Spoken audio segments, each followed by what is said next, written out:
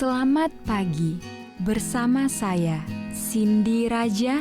Mari awali aktivitas dan pelayanan Anda melalui renungan pagi. Yesus, nama di atas segala nama. Yesus adalah Alfa dan Omega, pencipta langit dan bumi, pemberi setiap pemberian yang baik dan sempurna, dan pemikul beban besar kita. Kepada mereka yang hancur oleh dosa, Dia adalah juru selamat yang sempurna, perantara yang agung, perantara yang maha kuasa, dan kapten keselamatan kita. Ditulis oleh Ellen G. White bersama Pendeta Denny Kanajo. Selamat mendengarkan. Shalom, selamat pagi para pendengar yang diberkati oleh Tuhan dimanapun Anda berada saat ini. Kita akan sama-sama mendengarkan firman Tuhan melalui audio renungan pagi pada tanggal 29 Januari 2024 dengan judul Teladan Sempurna.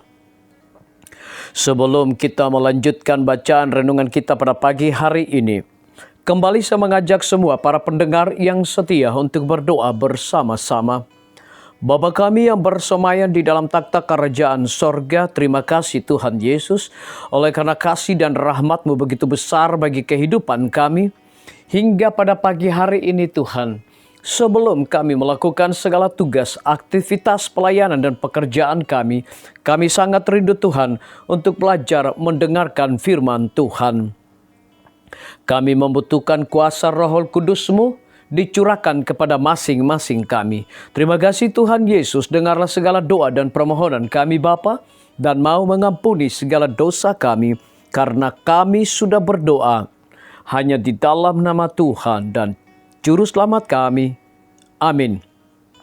Ayat inti kita terambil di dalam 1 Petrus 2 ayat yang ke-21, demikian firman Tuhan.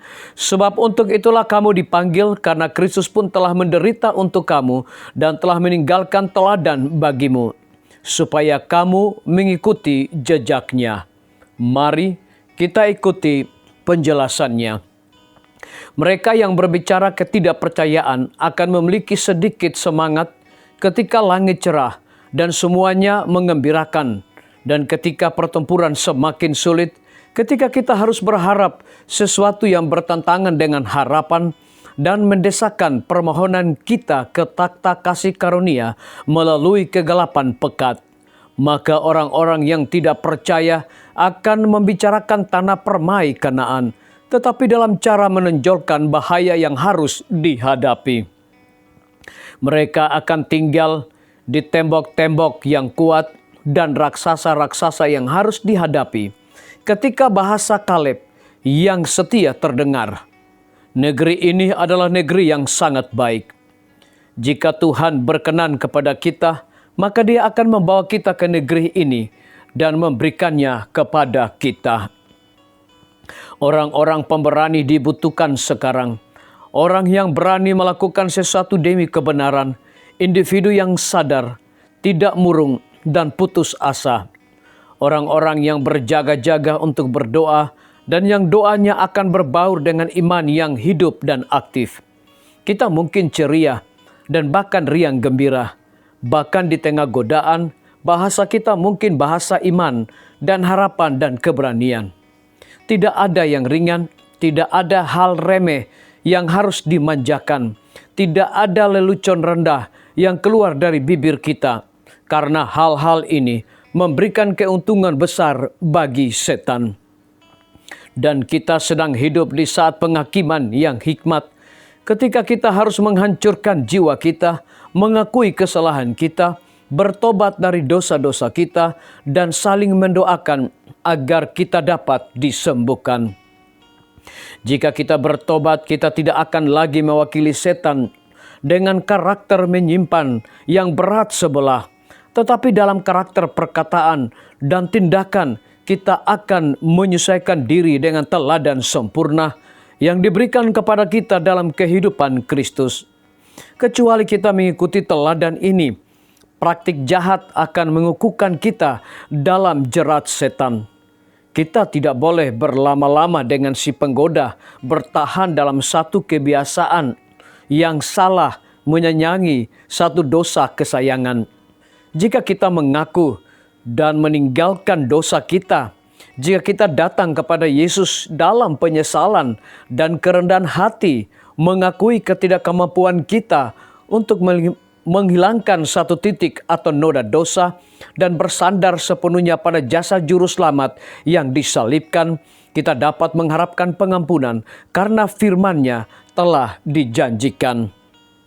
Dia telah berfirman bahwa Dia akan mengampuni pelanggaran kita dan menghapus dosa kita. Kita harus merenungkan kasih dan belas kasihan Yesus yang tiada tara dan bukan pada ketidaklayakan dan keberdosaan kita sendiri. Disalin dari majalah Review and Herald, tanggal 13 Mei 1884. Renungkan lebih dalam. Apakah ada sesuatu dalam hidup saya yang menghalangi saya untuk mengikuti Kristus sepenuhnya?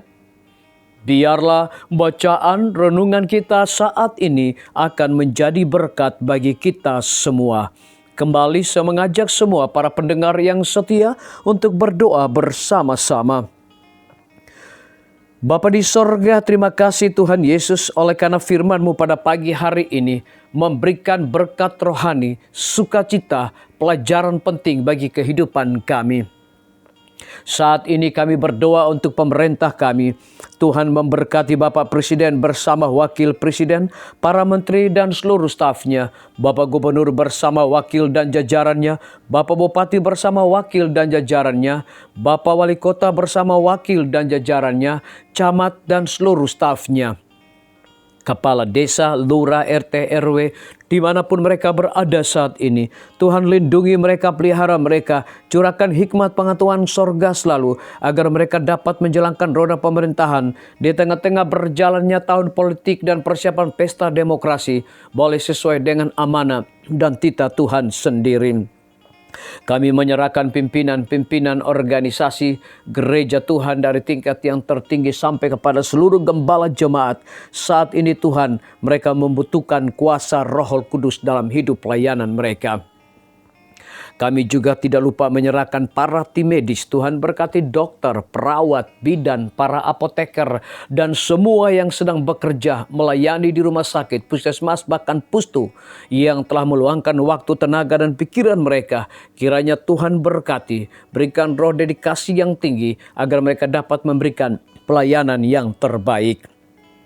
Guru-guru, kepala sekolah, setiap siswa, mahasiswa, dosen, rektor di setiap lembaga pendidikan swasta maupun negeri, Tuhan berkati dengan hikmat pengetahuan sorga agar mereka juga mendidik setiap anak-anak bukan sekedar fokus kepada pengetahuan dunia, tetapi anak-anak juga dapat memiliki karakter Yesus Kristus. TNI, Polri, PNS, wira swasta, petani, pedagang, nelayan, ojek online, saudara-saudara kami yang ada di dalam penjara, Tuhan hiburkan mereka, berkati mereka, berikan mereka kekuatan, kesehatan, sukacita dalam melaksanakan tugas dan tanggung jawab mereka masing-masing. Para pendengar yang setia pada saat ini Tuhan, yang berulang tahun, biarlah Tuhan berkati mereka dengan bertambahnya usia, mereka semakin bersyukur, berterima kasih, dan juga menjadi saluran berkat bagi sesama manusia yang berada di dalam kebimbangan ketidakpastian hidup. Tuhan berikan iman yang teguh untuk mereka tetap percaya kepada janji Tuhan. Terima kasih Tuhan Yesus.